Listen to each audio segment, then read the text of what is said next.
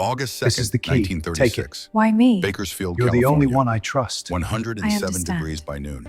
Silas Brennan had 47 copper pennies spread across a table that leaned left because the fourth leg had rotted through last winter. Is that the full He'd amount? counted them 6 Yes, times already. every last coin and bill. They still Good. added up We to the can't afford same any impossible errors. mathematics. 47 cents, $4,700 in debt, 72 hours, 3 days until Friday right, at 5 get this o'clock one clear. before Montgomery Got Voss it. came Hand for it his over. father's farm. Careful with that edge. The pennies were warm to the touch. Everything was warm. The air tasted like copper and dust in the particular flavor of hope dying slow. His hands shook when he tried to stack the coins. Not from fear, though there was plenty of that. The tremor lived in his bones since France, since the trenches, since the Gikestites. 18 years later, and his body still remembered what his mind tried to forget. The house remembered too. Every board, every nail, every inch of this 40-acre inheritance carried the weight of better days. His father had built this place in 1889 with gold rush money that ran out before the gold did. Solid oak beams, river stone foundation, windows facing east to catch morning sun before the heat turned savage. Now the oak was dry as tinder, the stone cracking. The windows caught nothing but the advancing edge of the Dust Bowl, that slow-motion apocalypse eating America from the inside out. Silas touched the brass key hanging from a leather cord around his neck. Old habit. The key was warm too, warmed by his skin by the relentless California sun coming through gaps in the roof where shingles had surrendered. The key didn't open anything, not anymore. It had belonged to Jackson Cole, best friend, foxhole companion. The man who died in Silas's arms in a trench outside Verdun in 1918, choking on mustard gas, pressing this key into Silas's hand with fingers that couldn't quite close. "Tell my father," Jackson had whispered, each word costing everything. "Vault, Denver, he'll know." Then Jackson stopped being Jackson and started being just another body in a war that ground up men like wheat through a thresher. Silas survived. He wasn't sure that was the same thing as living. After the war, he'd found Jackson's father in Denver. The old man wept when Silas handed him the key, then wept harder, explaining the family vault had been emptied in 1920, sold to pay debts Jackson never knew existed. "Keep it," Jackson's father had said. "It don't open nothing now, but it meant something once. Maybe it'll mean something again." That was 1919, 17 years of carrying a key to nowhere. Silas was still touching it when he heard the sound. Footsteps. Coming up the dirt road from town. Heavy footsteps that kicked up dust, with each step leaving small clouds hanging in superheated air. His body reacted before his mind caught up. Muscles tensing, breath catching, the same response that kept him alive in France and haunted him since. Fight or flight, frozen in the perpetual middle distance of neither. He moved to the window, glass so dust-covered it looked frosted. Through the haze, he saw 2 figures approaching. Women, walking like they'd been walking for days. Clothes the color of Oklahoma dirt, that particular red-brown, marking the refugees, the Okies, the Dust Bowl displaced. Clothes that started as something else, maybe blue, work dresses, maybe calico prints, but dust had claimed them like it claimed everything. They were 30 yards out when one stumbled. Not a trip, a collapse, legs giving out, body folding like someone cut the strings. The other woman's sister, maybe her friend, caught her before she hit ground. Barely. Both went down in a controlled fall tangle of dusty fabric and 2 thin limbs in desperation. Silas moved before deciding to move. The door stuck, always stuck. Wood swollen and warped made a sound like dying every time you tried opening it. He put his shoulder into it, felt it give, stumbled into heat that hit like a fist. The sun was a white hole in bleached out sky. No clouds, no mercy. Just relentless hammer of light turning everything to variations of pale and faded and done. He was halfway to them before the conscious woman looked up. Twins. They were twins, identical down to hollows under cheekbones, cracked lips, eyes that had seen too much and braced for more. Mid-20s maybe? Hard to tell. Poverty and the road aged you in ways having nothing to do with years. The conscious one had her sister cradled in her lap, hand on the unconscious woman's throat, checking pulse with shaking fingers. "Water," she said, not asking, stating, like she'd used up all her asking somewhere between here and wherever they'd come from. Silas didn't answer, just turned and ran back. The pump was around back. Took him 11 strokes to get it primed. He counted, because counting kept panic at bay. Water came up rust-colored, at first always did, then cleared to something almost drinkable.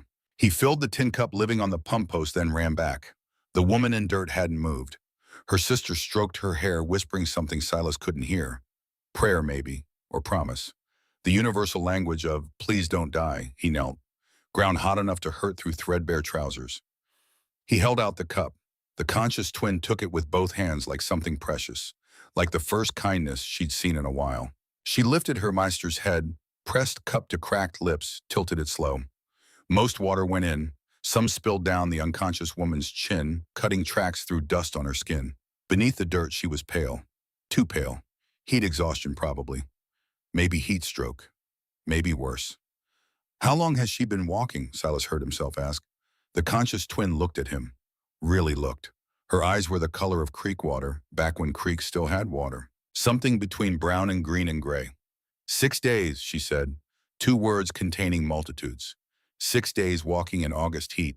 6 days of doors closing. 6 days of being okies in California, which was about the same as being vermin in a church. The woman in dirt made a sound. Not quite consciousness, but heading there. Her eyelids fluttered. Lips moved.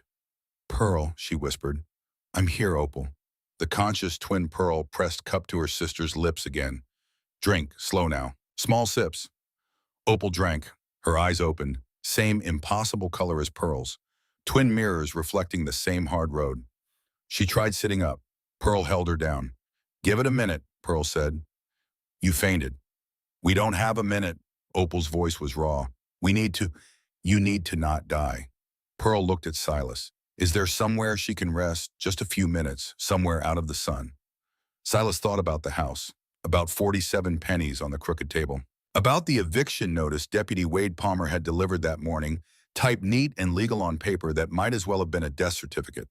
Thought about Jackson Cole dying in his arms. Thought about Jackson's father weeping over a key opening. Nothing. Thought about what it meant to be the kind of man who turns away 2 women dying of heat in his yard because helping might make his situation worse. He thought about all that in the space it took to breathe in and out. The house, he said, it's not much, but it's got a roof, mostly. Pearl looked at him like waiting for the other shoe. The catch, the condition, the price. When none came, something happened to her face. Not quite a smile. More like memory of what smiling used to feel like. Thank you, she said. Silas helped Opal to her feet. She weighed nothing. 100 pounds of bone and gristle and stubborn refusal to quit. Pearl took her sister's other side, and together they walked 30 yards to the house Silas was about to lose. The door stuck. Always stuck. This time Silas kicked it, which worked about as well as his shoulder. Door gave, with a shriek of wood on wood, and they stumbled into relative cool of interior. Relative being operative. Maybe 95 degrees inside. Compared to 107 outside, it felt almost livable. Opal sank onto the only chair. Pearl hovered next to her, one hand on her sister's shoulder, the other clutching a canvas pack that looked like it had seen better decades. Silas got them more water. When he came back from the pump, they were both drinking in slow, measured sips. The drinking you learn when water is currency and every drop counts. He set the pitcher on the crooked table, pennies still there gleaming dully in light through dust-filmed windows. 47 copper witnesses to his particular species of broke. Neither woman mentioned them. Didn't have to. Pearl looked around the room with eyes cataloging everything. Crooked table, dirt floor, ceiling with growing collection of water stains from leaks that only mattered when it rained, which it hadn't in 14 months. Single window with real glass, other window covered in oiled cloth. You live here alone? She asked. Just me and the debt, Silas said. He meant it as a joke. Didn't land like one. We can pay, Opal said, voice stronger now. Water doing its work. For the water, for the rest, we have money. Silas looked at their dresses, at the pack holding everything they owned in the world, at their shoes more hope than leather at this point. I'm sure you do, he said, the kindest way to say I don't believe you without calling them liars. Pearl reached into the pack, pulled out a small cloth bag, opened it. Inside, Silas could see dull gleam of coins, not pennies, silver, quarters, half dollars, maybe even a few dollars. More money than Silas had seen in one place since before the bank came calling. We can pay, Pearl said again. We're not beggars. We just need... She stopped, started again. We've been walking 6 days. Every town, every house. Everyone turns us away the second they hear our accent. Okies, they call us. Like we're not people. Like we chose the dust. Like we wanted our farm to turn to nothing and our father to cough himself to death and our mother to... She stopped, closed the bag. put it back with hands shaking worse than Silas has ever had. We just need one night, she finished. One night indoors, away from the sun, away from the men who think two women alone are asking for whatever they want to do. One night of not sleeping with one eye open, wondering if we'll wake up dead. The room was very quiet. Somewhere outside, a bird called. Not a songbird, something harsh and croaking. A crow, probably, or raven. The kind thriving in hard times. Silas thought about what one night would cost him. The scandal, probably. People would talk. They already talked about the veteran living alone at town's edge who never came to church, who sometimes woke screaming from dreams he couldn't explain. Adding two Okie women to the story wouldn't help. But then it couldn't make things much worse. In 72 hours, he wouldn't have a house to gossip about.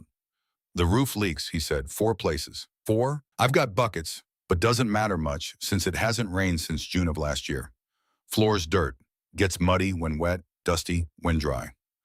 Right now, dusty. South wall window is cloth, not glass, because glass costs money I don't have. Table's crooked, chairs held together with wire and prayer. There's half a loaf of bread planning a career as a brick and some cheese that might be safe if you're not particular about definitions. He paused, looked at them. At 2 women who'd walked 6 days through hell and gotten turned away from every door they'd knocked on. You can stay, he said. I don't want your money. I just want... What did he want? To feel human for once, to do something mattering, to prove Jackson's death left something in the world besides a key opening? Nothing, just come inside before heat gets worse. He finished. Please, Frey. The silence that followed had weight. That silence happening when people recalculate everything they thought they knew about how the world works. Opal made a sound, took Silas a moment to recognize it as a laugh, not big, just small, broken sound of disbelief. You're serious, she said. Terrified, Silas corrected. But yes, also serious. Pearl's eyes were bright, too bright, the brightness coming right before crying or right after. Why, she asked. Fair question. Silas wasn't sure he had fair answer. Because 6 days is too long to walk, he said finally. And because I know what it's like when people pretend you're invisible. And because he touched the brass key at his chest. Because a friend of mine died 18 years ago, and right before he did, he gave me this, said it opened something important. I've been trying to figure out what that was ever since. Maybe it's this. Maybe it's just the choice to be something other than what the world expects. Pearl reached across the space between them. For a second, Silas thought she was going to take his hand. Instead, she touched the key. Just for a moment. Just long enough to feel the warmth of brass, the weight of 18 years carrying it. I'm Pearl Calhoun, she said. This is my sister Opal. We're from Guyman, Oklahoma. Or we were. There's not much Guyman left now, just dust and ghosts. Silas Brennan, Silas said, Bakersfield, California, though not for much longer. Opal's eyes went to pennies on the table, to the eviction notice next to them with its official seal and 3-day warning. How much do you owe? She asked. More than I have, Silas said. True, and also the only answer mattering. They didn't ask for details. He didn't offer. Some things too raw to share with strangers, even strangers you just invited into your dying house. Instead, Silas divided the half loaf of bread into 3 pieces. Distribution wasn't even. He gave the sisters larger portions because they were larger than portions he'd been eating, which was to say barely adequate instead of completely insufficient. The cheese was questionable, but they ate anyway. All 3. Hunger doesn't care about mold. They sat on dirt floor because the chair could only hold one, and none wanted to be the one sitting while others weren't. They ate in silence. Outside, a sun hammered down. Inside, heat pressed close like a living thing. When food was gone, Opal spoke. Our father told us about California, she said. Said it was paradise. Orange groves, green fields, work for anyone willing. He made us promise we'd come here if things got bad back home. Things got bad, Pearl added quietly. He died in March, Opal continued. Dust pneumonia. That's what the doctor called it. Like it was real disease instead of just breathing dirt until your lungs filled up and stopped working. Mama tried keeping the farm going. But you can't farm dust, can't plant in dirt that blows away, can't harvest wind. She died in July, Pearl said. Heat.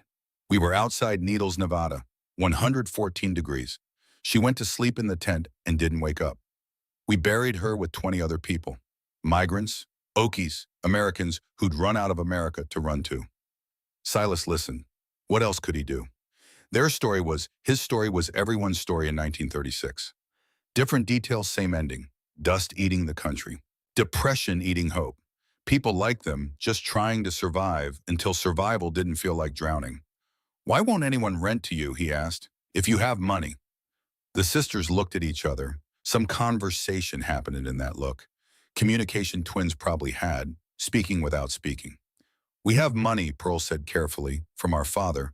His life insurance, $5,000. Silas's brain stuttered over the number. $5,000, more than his debt, more than he'd seen in his entire life. But here was the question forming in his mind. If they had $5,000, why were they walking? Why turned away? Money opened doors, so why were all the doors still closed? But people hear our accent, Pearl continued, and they decide we're trouble. Okies, migrants, dust bowl trash. They see two women alone and they think, she stopped. They think things we'd rather they didn't think. And the ones who don't think those things, Opal added, don't want Okies driving down their property values. Bad enough we're in California. Having us actually living somewhere paying rent, acting like real people, that's too much. Bitterness in her voice was earned. Silas recognized that. He'd heard same bitterness in his own voice often enough. Desertion, Opal said suddenly. That's what people called it back home when we decided to leave. When we took our father's insurance money and ran west instead of staying to watch everything we knew turn to dust. They said we were deserters, cowards, bad daughters. Does it matter, Silas asked, what people called you? Pearl looked at him with those impossible eyes. Does it matter that you're poor, she asked back. No, Silas said. Then it doesn't matter that we're deserters. They finished the water in the pitcher. Silas went to refill it, and when he came back, the sisters were looking at the brass key around his neck with an expression he couldn't quite read. What does it open? Opal asked. Nothing, Silas said. Not anymore. Then why wear it? Good question. Silas had been asking himself that for 18 years. Because it meant something once, he said, to someone who mattered. And maybe he touched it again, that old reflex. Maybe that's enough. Maybe meaning doesn't have to be practical. Maybe it just has to be true. Light outside was fading, not by much. August in California meant sun took its time dying. But shadows were lengthening and killing heat of afternoon was edging toward merely oppressive heat of evening. You should rest, Silas said. I usually sleep behind the curtain there. You can have the main room. It's warmer, but not by much. We can't take your bed, Pearl protested. You're not, Silas said. I'm giving it. There's a difference. He stood up, felt his knees pop, felt familiar ache in his lungs, the souvenir from France that would never quite leave, felt weight of 47 pennies and $4,700 and 72 hours hanging over him like a noose.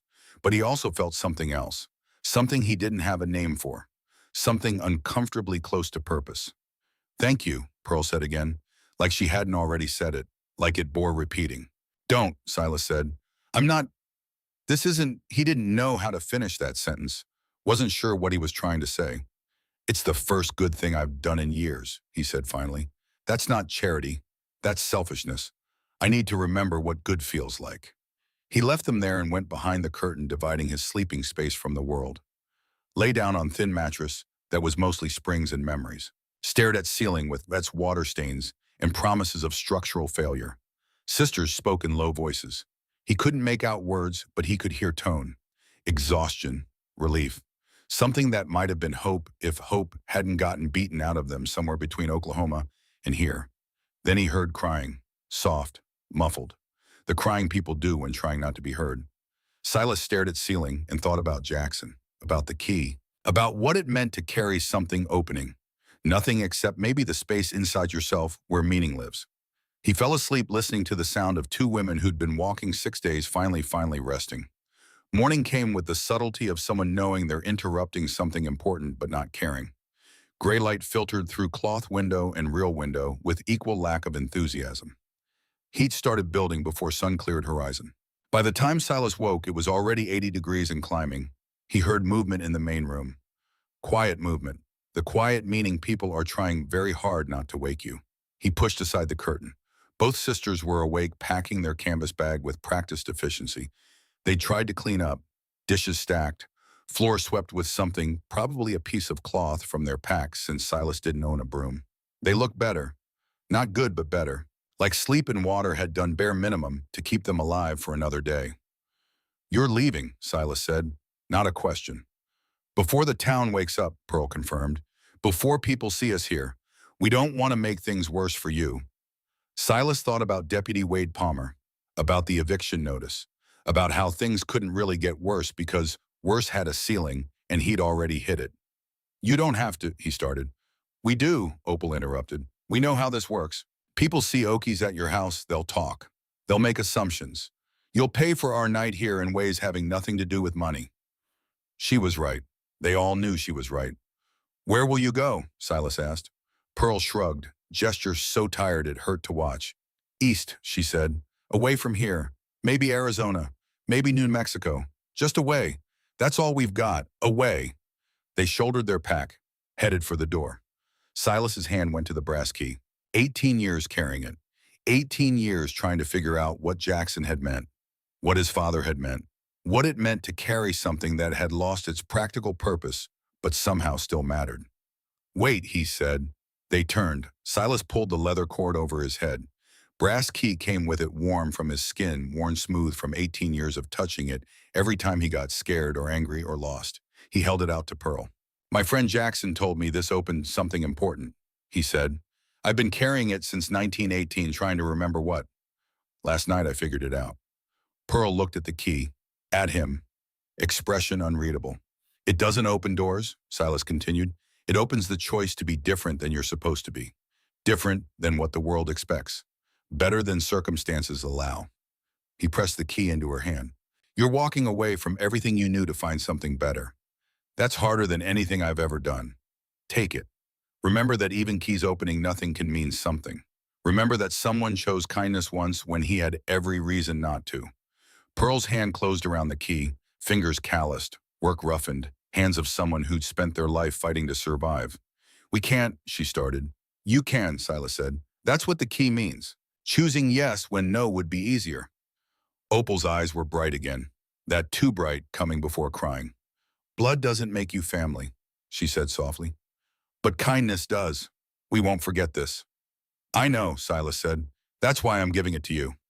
They left then, two Okie women walking into pre-dawn darkness, heading east, heading away, heading toward whatever their away meant. Silas stood in the doorway of his dying house and watched them disappear into the forest path leading out of town.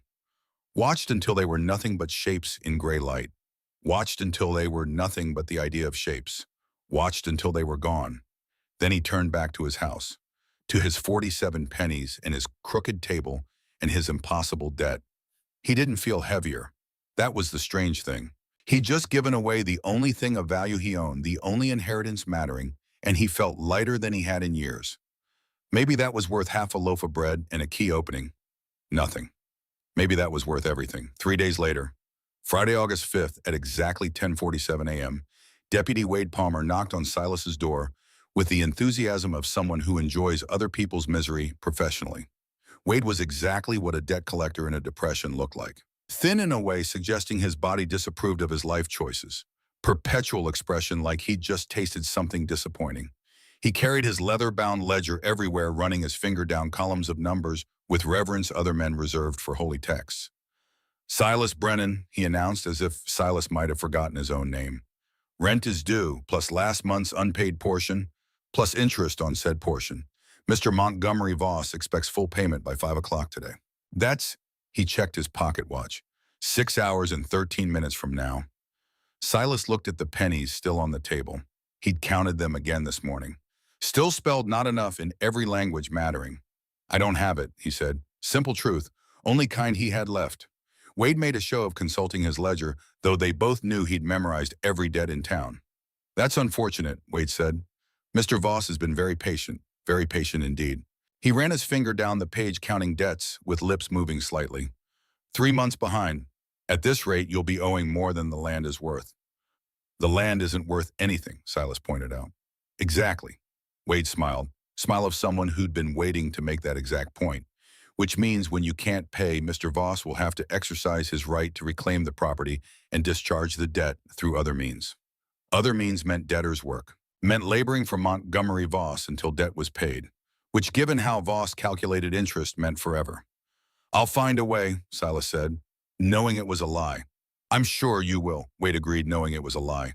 He was halfway to the door when he paused. His eyes caught on something, or rather, the absence of something. Didn't you used to wear a key, Wade asked. On a cord, Silas's hand went to his chest automatically. Found nothing. I gave it away, he said. Gave it.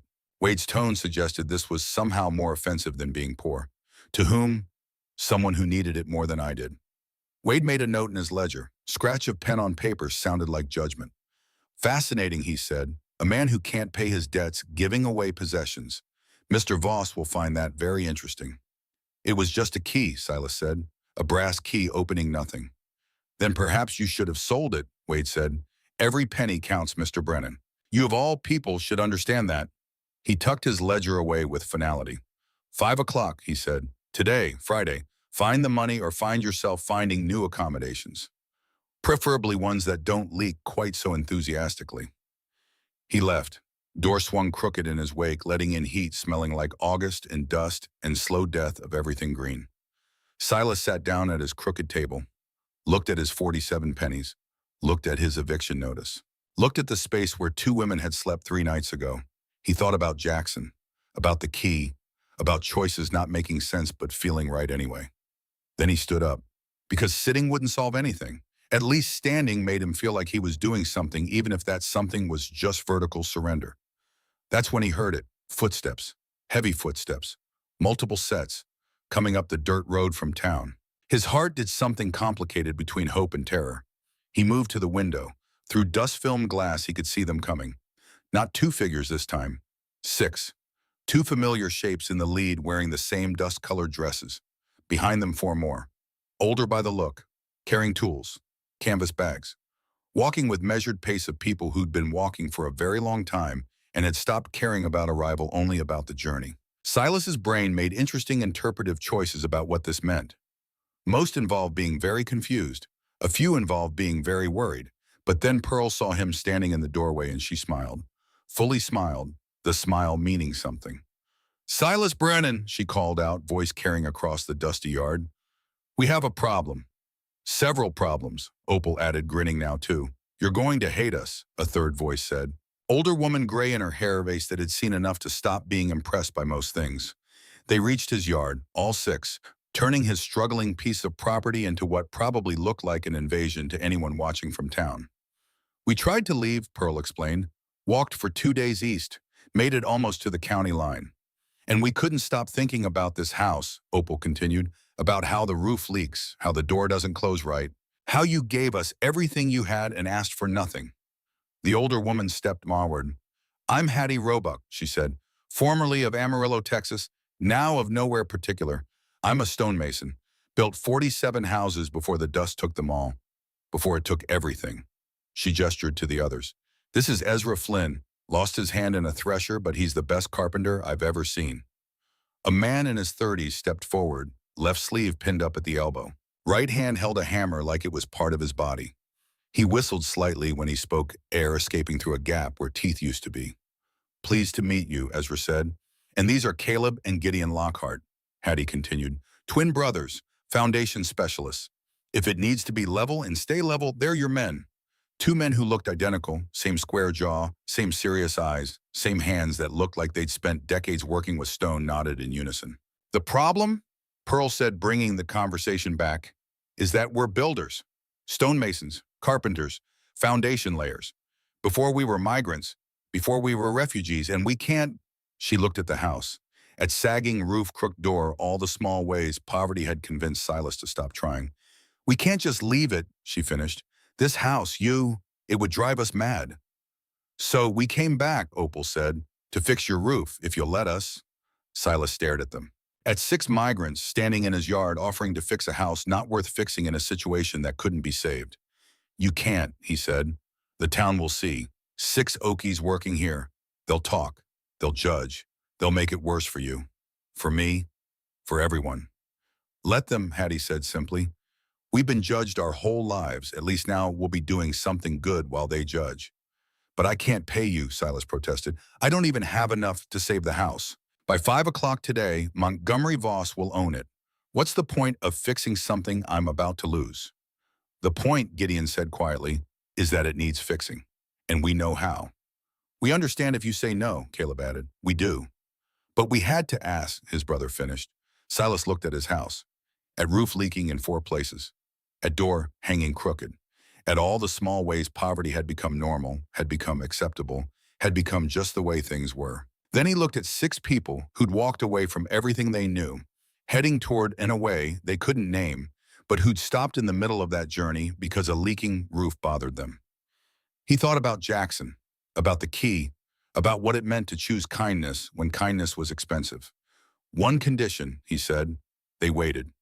You fix it, Silas continued, but you let me help. I don't know carpentry, I don't know masonry, but I can learn. This is still my house, even if it's falling apart, especially because it's falling apart. I need to be part of fixing it. Hattie grinned, the grin suggesting she'd been hoping he'd say exactly that. Deal, she said, but fair warning, we're excessive when we start fixing things. Doors coming off hinges, windows needing real glass, floors that should be level. We have a problem.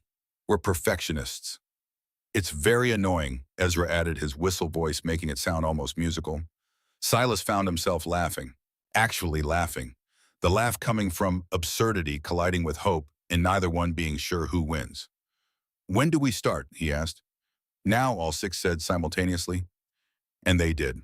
The hours between noon and 5 o'clock on Friday, August 5th, 1936, were possibly the strangest of Silas Brennan's life. 6 people descended on his dying house with focused intensity, usually reserved for military operations. They treated the repairs like a campaign against time itself. Hattie Roebuck climbed onto the roof before announcing the plan. She moved like someone half her 52 years scrambling up weathered boards, with Grace, speaking of decades, doing exactly this. She stood at the peak, hands on hips, surveying damage with the critical eye of a surgeon examining a patient. This isn't a roof, she announced to the world below. This is optimism with shingles on top, hope with tar paper, a prayer that gravity might take the day off. She looked down at Silas holding the ladder. But we can work with optimism, she said. We've built on worse. And we've got, she checked her pocket watch, 4 hours and 47 minutes. We can patch the worst leaks. Won't be perfect, but it'll be dry. Ezra Flynn handled the door with reverence of a craftsman, understanding every broken thing was a puzzle waiting to be solved. He ran his one hand over warped wood, feeling for the grain, for the places where moisture had done its slow work of destruction. A door should close, he declared, voice whistling through the gap in his teeth. Revolutionary thinking, I know, but trust me on this. He pulled a measuring tape from his belt with practiced efficiency. One-handed, he marked angles and distances with a carpenter's pencil held between his teeth. Then he went to work with saw and plane, shaving away swollen wood, reshaping what time and weather had deformed. Sound of his work was rhythmic, musical almost. Saw plane, whistle of breath through missing teeth providing percussion. Pearl and Opal tackled the windows together. They looked at the cloth one first, then the real glass window, too so covered in dust it might as well have been frosted. This glass is cracked, Pearl said. See 3 places. One good wind and it'll shatter, but we don't have time to replace it today. We can clean it at least, make it so light actually comes through. Caleb and Gideon Lockhart worked on the floor with mathematical precision, suggesting they'd spent previous lives making things very straight and very level. They moved in perfect synchronization the way twins sometimes do. One would measure, the other would cut. One would set the board, the other would nail it down. Every board they placed, they tapped it 3 times with their hammers. Tap, tap, tap. What's that about? Silas asked, watching them work. Caleb looked up, face serious in the way faces get when talking about rituals mattering. One for Dad, he said. One for the dust, Gideon added. One for tomorrow, they said together. They didn't elaborate, didn't need to. Silas understood ritual. He had his own. The brass key he'd touched 1,000 times. The way he'd counted pennies like prayer beads. Small ceremonies people create to make meaning out of chaos. By 2 o'clock, the worst roof leaks were patched. Hattie had worked with speeds, suggesting she knew exactly how much time they had and exactly how to use it. By 3 o'clock, the door closed. Actually closed. For the first time in 3 years, Silas could shut his door without it sticking, scraping, or requiring a kick and a prayer. By 4 o'clock, the floor in the main room was level. Not perfect, they didn't have time for perfect, but level enough that water wouldn't pool in the southwest corner anymore. At 4:30, they all stood in the yard covered in dust and sweat, looking at what they'd accomplished in 4.5 hours. It's not done, Hattie said, but it's better. Much better, Ezra agreed, his whistle voice satisfied. Silas looked at the house. His house. It looked different. Not fixed, but fighting, like it had decided to survive a little longer. Thank you, he said. Words were inadequate, microscopic compared to what they meant. Don't thank us yet, Pearl said. She was looking down the road where a cloud of dust was rising. Company's coming. At exactly 5 o'clock, Montgomery Voss arrived. He rode a horse costing more than most people earned in a year. The horse was black, gleaming with health and good feed, and that particular shine coming from being owned by someone who can afford to care. Behind him rode Deputy Wade Palmer, Voss dismounted with careful grace of a man who'd never done hard labor in his life. His suit was pressed despite the heat. His shoes were leather polished, the kind never walking on dirt roads. He was 55 and looked 40. Money did that. Kept you young while poverty aged everyone else. But when he saw 6 Okies standing in Silas's yard tools in hand, his expression changed. Something between surprise and anger flickered across his face. Silas Brennan, he said, voice carrying that particular authority of someone used to being obeyed. I'm here to collect payment. $4,700. Do you have it? No, Silas said simply. Voss pulled out a document, legal paper with seals and signatures. Then by the authority vested in me as primary creditor, I hereby claim this property in satisfaction of— Wait, Pearl said, stepping forward. Voss looked at her like noticing a stain on his shoe. This is a private transaction, he said coldly, between Mr. Brennan and the Bank of Bakersfield. Your presence here is irrelevant, Pearl finished. I know, but I have a question. If someone else paid his debt, would that satisfy the claim? Voss's eyes narrowed. The debt is $4,700. I doubt. That's not what I asked. Would payment from a third party satisfy the legal obligation? Wade Palmer, standing behind Voss, consulted his ledger. Legally, yes, the debt doesn't specify the source of payment. Voss shot Wade a look that could have curdled milk. Technically, Wade added quietly, almost apologetically. We don't have it today, Opal said, stepping next to her sister. But we can get it by Monday. $4,700. Exact. Silas stared at them. You can't. We can, Pearl said, not looking at him, looking at Voss. But we need until Monday. 3 days. Voss considered this. His face went through several calculations. Clearly he wanted the property. But if they actually had the money, he couldn't refuse payment without exposing himself to legal problems. Monday, he said finally. Noon. If you don't have $4,700 exact, the property forfeits immediately. No extensions. No negotiations. He remounted his horse but paused before riding away. And I'll be adding penalties for late payment, he said. Interest compounds daily. By Monday, the debt will be— He pulled out a small notebook, did quick math. $4,820. That's not legal, Wade said suddenly. Everyone turned to look at him. Deputy Palmer, Voss said, voice dangerously quiet. Are you contradicting me? Wade swallowed hard but stood his ground. California Lending Law, Section 47. Daily compound interest is illegal on debts under 6 months old. Maximum allowable penalty is 2% flat. That's $94. Total debt, Monday, would be $47.94. The silence that followed was enormous.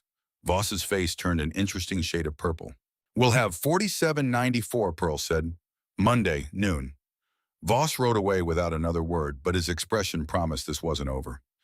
Wade lingered for a moment. He looked at Silas, at the 6 migrants, at the house that had somehow gotten better in the past few hours. I've been doing this job 10 years, he said quietly. Collecting debts, evicting families. Telling myself it was just business, just the law. He pulled off his deputy's badge, looked at it. But law should serve justice, not cruelty. He set the badge on the porch railing. Monday noon, be ready, because Voss will try something, he always does.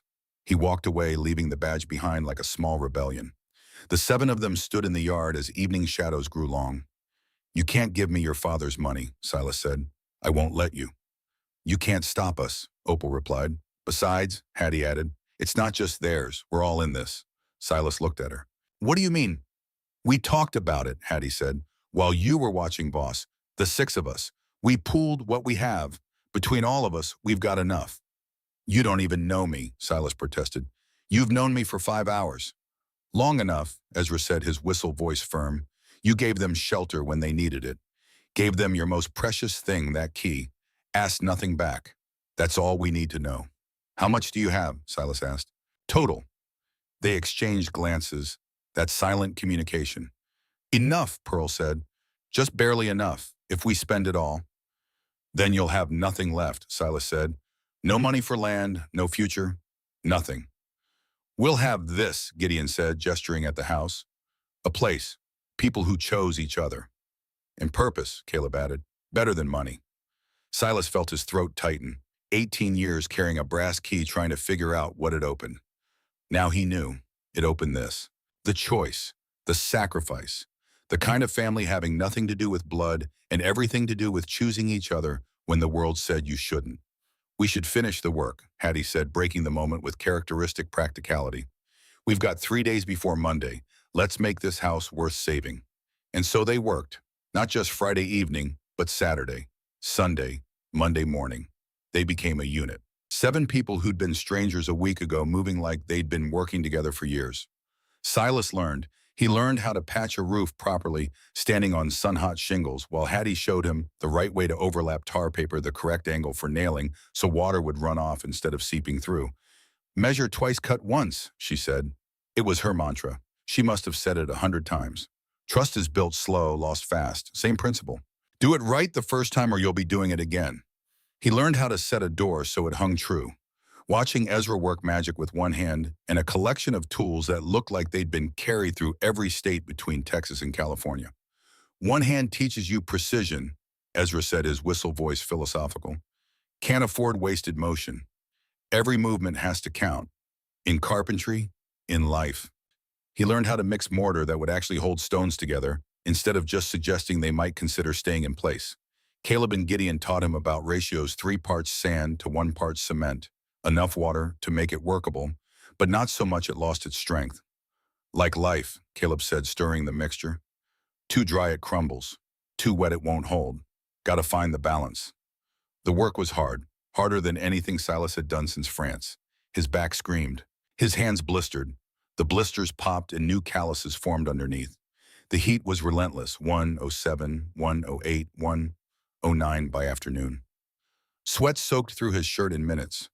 Dust from the work mixed with dust from the air coating everything in fine grit, getting in your eyes, your mouth, your lungs.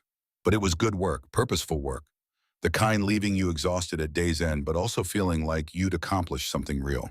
On Saturday evening, as they sat on the newly repaired porch watching the sunset, a small boy appeared at the edge of the property. He couldn't have been more than 6. Small for his age, the way children got when food was scarce. Clothes patched so many times they were more patch than original garment. Bare feet covered in dust, suggesting shoes were a luxury his family couldn't afford. He stood there, one hand shading his eyes, staring at them with unblinking curiosity of the very young. Are you really Okies? He asked Pearl, who was closest. Pearl set down her water cup. Really, truly, she confirmed. Mrs. Ashworth says Okies are dangerous. Pearl smiled, not a happy smile. The smile you make when you've heard the same accusation in 100 different towns and you're tired of defending yourself against it. Mrs. Ashworth, she said carefully, has opinions, strong opinions.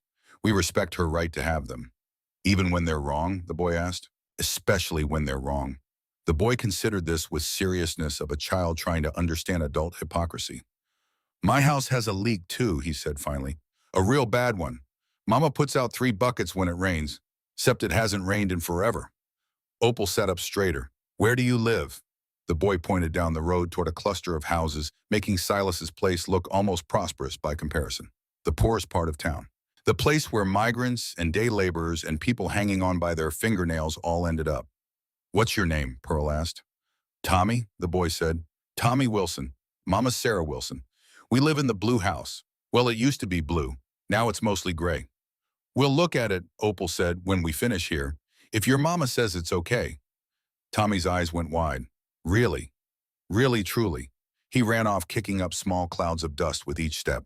They could hear him shouting before he was even out of earshot. Mama, mama, the Okies gonna fix our roof. The silence that followed was thoughtful. We don't have materials for more houses, Caleb said quietly. Or time, Gideon added. We've got to have the money ready by Monday noon. We'll go to the bank Monday morning, Pearl said. Withdraw what we need. That leaves Sunday afternoon and Monday morning for Tommy's house. If his mother agrees, Hattie said. Sunday morning, Sarah Wilson came to see them. She was maybe 30, but looked 50. Hard years written in lines around her eyes, permanent slouch of her shoulders, the way her hands never quite stopped shaking. Tommy held her hand looking up at her with the desperate hope of a child who'd asked for something impossible and was terrified of hearing no. My son says you'll fix our roof, Sarah said, voice flat, like she'd learned not to hope. I can't pay. I barely have. Did we ask for payment? Hattie interrupted. Not unkindly, but firmly. We're fixing a roof, your roof, because it needs fixing and we know how. That's the whole transaction. Sarah's eyes filled. She turned away quickly, but not quick enough to hide it. Why? She asked, voice breaking. Why would you help us? You don't even know us. Because someone helped us, Pearl said. She touched the brass key hanging from her neck. When we had nothing. When everyone else turned us away. Someone chose kindness. We're choosing the same. They fixed Sarah Wilson's roof Sunday afternoon. Would have been half a day, but there was more damage than expected. Wood rot, water damage extending into the joists, structural problems that would have collapsed the whole thing in another year. This is bad, Caleb said, showing Silas the rotted beam. See how soft you can push your thumb through it. That's not holding weight. That's holding a prayer. They replaced the beam, replaced 3 joists, re-shingled the entire south side. By evening, Sarah Wilson's house had a roof that would last another decade. She tried to pay them with eggs. 6 eggs from the 2 chickens she was keeping alive on table scraps and stubbornness. We can't take, Pearl started. You can, Sarah interrupted. You will. A woman has her pride. I can't pay money, but I can pay eggs. Let me have this. They took the eggs. That night, Sunday night, their last night before Monday's reckoning, scrambled eggs for 7 people tasted better than anything Silas had eaten in years. They were sitting around the table afterward when Silas noticed something. Hattie was coughing. Not the dust cough everyone had, something deeper, wetter. You all right? He asked. She waved him off. 52 years old, worked in heat all my life. I'll be fine. But her hands shook when she lifted her water cup. And Silas noticed she'd lost weight. 3 days of giving her food portions to others, working 12-hour days in 100-degree heat. He made a mental note to watch her closer. He should have watched closer. Monday morning arrived too fast and too slow. They left for the bank at 9 o'clock, all 7 of them walking together down Main Street like a small parade. People stared, some with curiosity, some with hostility, most with the studied indifference of people pretending not to see what made them uncomfortable. The Bank of Bakersfield was a 2-story brick building that had been built during flush times and never quite lived up to its promise. Inside, it smelled like ink and old paper and the particular aroma of money being counted. Pearl and Opal went to the teller's window. The rest waited by the door. We'd like to withdraw funds, Pearl said, from our account. The teller, a young man with spectacles and a nervous manner, looked at them with barely concealed distaste. Name, he asked. Calhoun. Pearl and Opal Calhoun. He checked his ledger, frowned, checked again. You have, he looked up, surprise breaking through his professional mask. You have $5,000 deposited. 4,794, Pearl corrected. We need to withdraw that exact amount. The teller consulted with someone in the back. Came back looking uncomfortable. Mr. Voss has left instructions that large withdrawals require his personal approval. Is Mr. Voss here? Opal asked. The teller checked his watch. He'll be here at noon for the property transaction. Then we'll wait, Pearl said. They waited, all 7 of them, sitting on the benches in the bank lobby, not talking, just waiting. Other customers came and went. Some stared, some whispered. One woman made a point of moving to a different bench as if poverty and dust might be contagious. At 11:30, Montgomery Voss arrived. He saw them immediately. His expression flickered surprise, then calculation, then something almost like respect. Miss Calhoun, he said, approaching them, I understand you wish to make a withdrawal. $4,794, Pearl confirmed, to pay Silas Brennan's debt. Voss's jaw tightened. That's an unusual amount. Very specific. It's what he owes, Opal said, including the legal 2% penalty Deputy Palmer mentioned. Former Deputy Palmer, Voss corrected. He no longer works for this bank or this town. But he gestured to the teller, who disappeared into the back room. 10 minutes of tense silence. Then the teller returned with a cloth bag. $4,794, he announced. Counted and verified. Pearl took the bag. It was heavy. The weight of everything they had, everything their father had left them, everything they'd saved for their future. She handed it to Silas. No, Silas said. I can't. You can, Pearl said. You already gave us something more valuable than money. You gave us hope. You showed us that kindness still exists. That's worth more than 40 acres in Oregon. She pressed the bag into his hands. This is our choice, Opal added. Family helps family. At exactly noon, they stood in the bank lobby. Voss sat at his desk. Wade Palmer, no longer in uniform but present anyway, stood witness. Silas poured the money onto Voss's desk. Bills and coins in a cascade of everything that mattered. Count it, Johan said. Voss counted. It took him 7 minutes. The bank lobby was absolutely silent. Finally, he looked up. $4,794, he said. Exact. He pulled out a receipt book. Wrote paid in full with sharp, angry strokes. Thrust it at Silas. The property is yours, he said. Clear title. But before they could leave, Voss stood. There's one more thing, he said. His voice carried across the bank. A matter of town ordinance, number 47, prohibits transient workers from residing within city limits. These 6, he gestured at the migrants. They have 24 hours to leave Bakersfield. If they're found within city limits after that, they'll be arrested for vagrancy. Pearl stepped forward. This property isn't in city limits. We checked. It's outside the boundary by 40 feet. Voss smiled. It wasn't friendly. Then I'll have the boundary extended, he said. Emergency town council meeting. Tomorrow morning, 9 o'clock. We'll see how your friends fare when it's put to a vote. That night, the 7 of them held a council of their own in Silas's house, their house now somehow. Bought with everything they had, saved from nothing, built on choices that didn't make practical sense but felt right anyway. He'll extend the boundary, Caleb said. Make it so the house falls inside city limits, then enforce Ordinance 47. Can he do that? Silas asked. He owns 3 of the 5 council members, Wade Palmer said. They all jumped. Wade stood in the doorway, hands raised in a gesture of peace. I'm not here to arrest anyone, he said quickly. I'm here to warn you. Voss is calling an emergency session for tomorrow. He's got 3 votes locked. Needs 1 more for a majority. He'll get it from Councilman Pierce. Pierce owes him money. Why are you telling us? Opal asked suspiciously. Wade looked uncomfortable. Because I've been collecting debts for Voss for 10 years. I've watched him ruin good people, destroy families, take everything from folks who had nothing to begin with. He gestured at the fixed house at the work they'd done. You people, you've done more good in a week than Voss has done in 20 years. Fixed houses, helped neighbors, didn't ask for anything back. I won't be the one who runs you out. He walked to the porch railing where he'd left his badge 3 days ago, picked it up, looked at it. If Voss wants you gone, he'll have to do it himself, Wade said. Then he dropped the badge in the dirt and walked away. We need to be at that council meeting, Hattie said. Make our case. Voss owns the council, Ezra pointed out. What case can we make? Pearl touched the brass key hanging from Silas's neck. He'd insisted she return it, but she'd insisted he keep it. Some argument about it belonging where it started. Compromise was that they'd share it, take turns. The truth, Pearl said, that's all we've got. The truth and hope that it matters. But as Silas looked around at their faces, faces of people who'd given everything they had to save his farm, to fix his house, to choose kindness, when cruelty would have been easier, he wondered what truth could stand against money and power and ordinances written by people who'd never had to sleep in the heat or walk 6 days looking for shelter. Tuesday morning, August 9th, arrived with the same relentless heat that marked every August day in 1936. The town council met in the municipal building, a 1-story structure, $2,000 for a town Bakersfield size, but built during flush times and never quite living up to its promise. By the time 9 o'clock arrived, the building was packed. Seemed like half of Bakersfield had turned out. Sarah Wilson was there with Tommy. 3 other families from the poor district families whose houses they'd looked at but hadn't had time to fix yet. They stood in the back, quiet but present.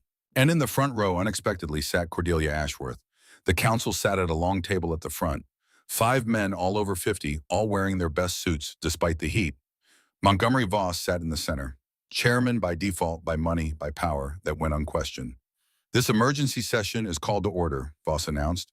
Item 1, extension of city limits to include the property at 42 Harper Road, currently owned by Silas Brennan.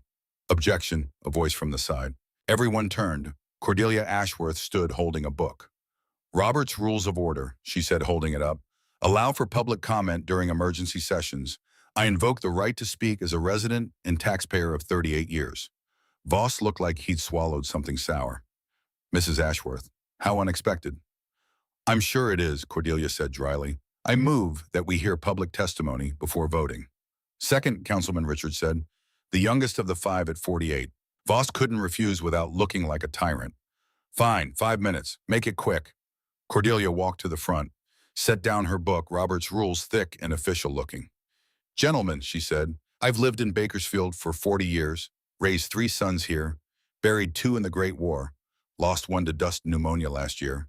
I've seen this town through good times and bad, mostly bad lately. She looked directly at Voss. I've also seen you, Montgomery, buy up farms and homes and businesses from people who couldn't pay. Watched you profit from their misery. I've told myself it was just business, just the way things work. Her voice hardened. But I was wrong, and I've been a fool. She turned to face the crowd. Last week, 6 migrants came to Bakersfield. Okies, we called them. Like that made them less than human. Like drought and dust were character flaws instead of disasters. She pointed at the crew standing together near the back. Those 6 people fixed Silas Brennan's house, fixed Sarah Wilson's roof, and she paused. They fixed my front step. Murmurs from the crowd. 3 days ago, Cordelia continued, I came home and found that woman, she pointed at Pearl, on her knees on my property, replacing my rotted front step. The step I'd been too proud to ask for help with, too stubborn to admit I couldn't fix myself. Her voice cracked. I cursed her, called her vermin, told her to leave my property. And do you know what she said? Silence. She said, that's okay, ma'am. The step doesn't care who we are. It just cares about not being broken. Cordelia walked to where Pearl stood. Then she finished the job. Didn't ask for payment, didn't ask for thanks, just fixed it and left. She looked back at the council. If we expel these people, we're not protecting Bakersfield. We're admitting we're too small, too scared, too broken to accept help when it's offered freely. She sat down. The silence was enormous. Then Sarah Wilson stood up, Tommy clutching her hand. They fixed our roof, she said simply. My boy sleeps dry now. First time in 2 years. I couldn't pay them. They didn't care. Her voice broke. That's what we're supposed to be. People who help each other. The Patterson family stood, the Morales children. One by one, every family whose lives had been touched. They gave us hope. They worked for nothing. They're better neighbors than most of us deserve. They chose kindness. Voss tried to speak over them, but the voices kept coming. Testimonies piling up like evidence. Like truth that couldn't be shouted down. Finally, he slammed his gavel. Enough, he roared. This is about law, about order, about maintaining standards, about maintaining your power, Wade Palmer said, standing into the back. Mr. Palmer, Voss said dangerously, you no longer have standing in this community. Then neither do you, Wade replied. I've worked for you for 10 years, collected debts, evicted families, told myself it was justice. But watching these people, watching them give everything they had to help a stranger, that showed me what actual justice looks like. He walked forward, stood next to Cordelia. I'm done being your enforcer. The council was murmuring now. Richards looked uncomfortable. Another councilman, Davis, was whispering to his neighbor. We need to vote, Richards said suddenly.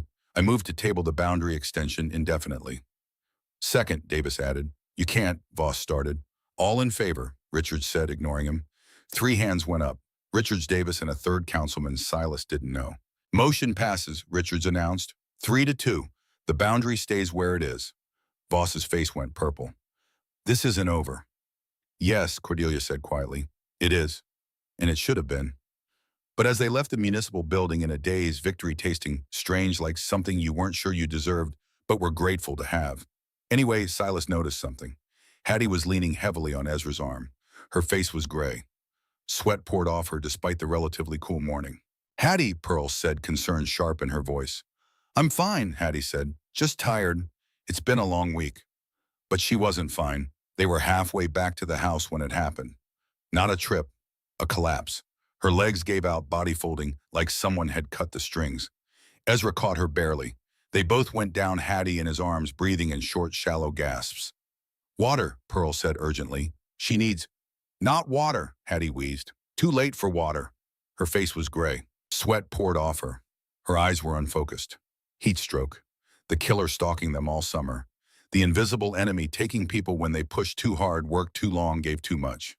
They carried her to the house, laid her on the bed in the main room, tried to cool her with wet cloths with shade with desperate prayer.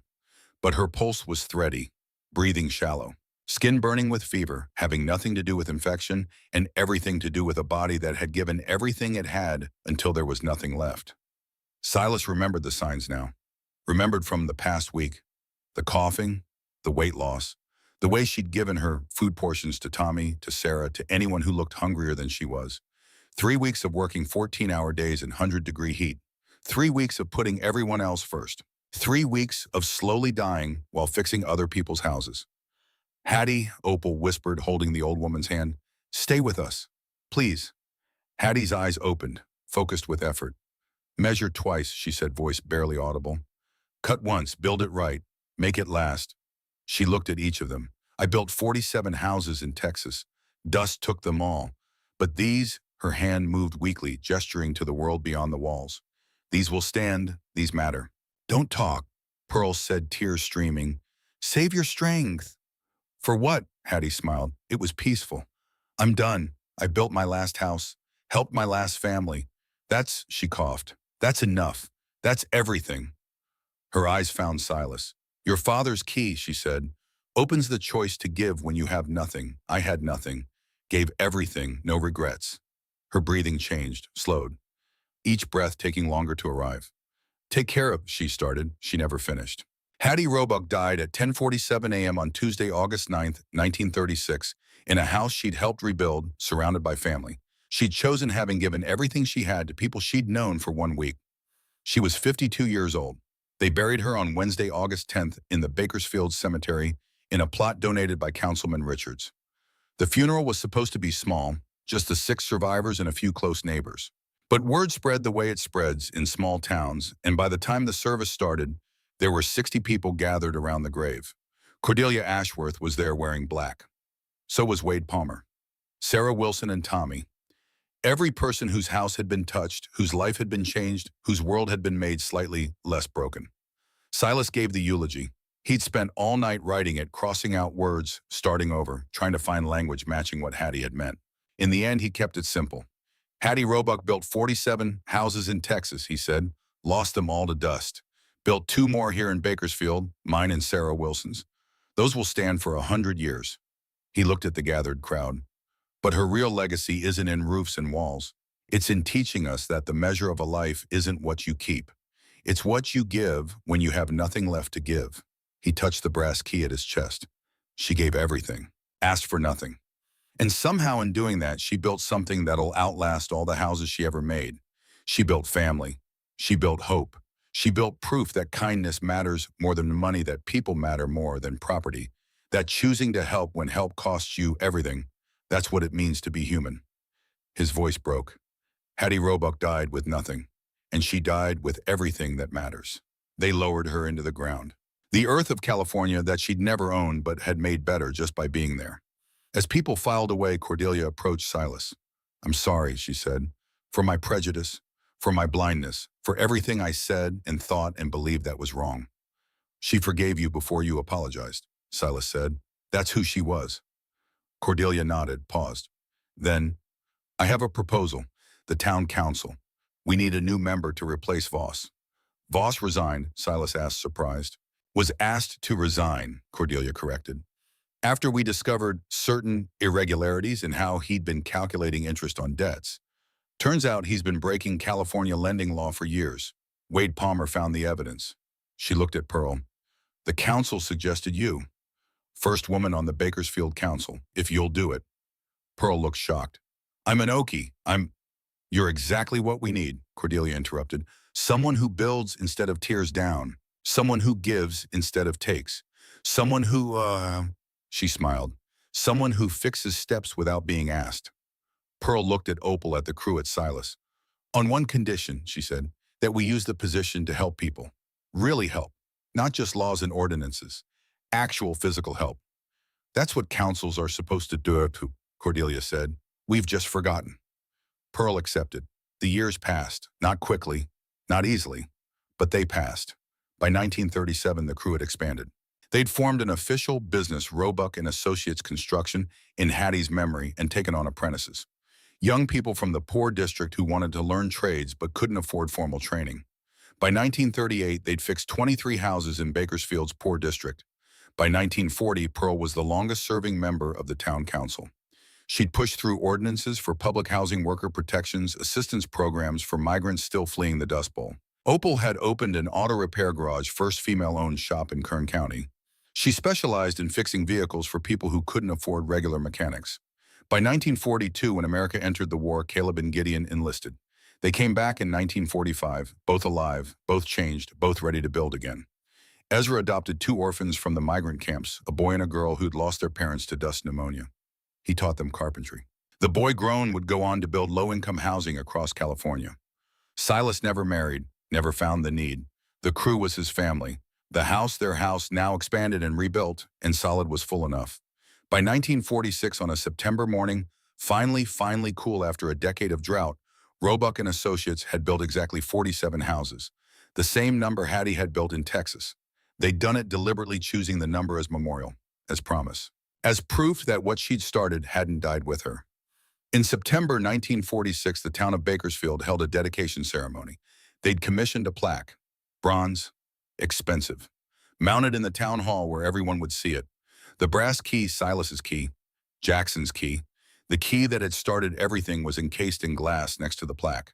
The inscription read, "Given by Silas Brennan to Pearl Calhoun, August 1936. Returned by Pearl Calhoun to Silas Brennan, August 1936. This key opens nothing and everything."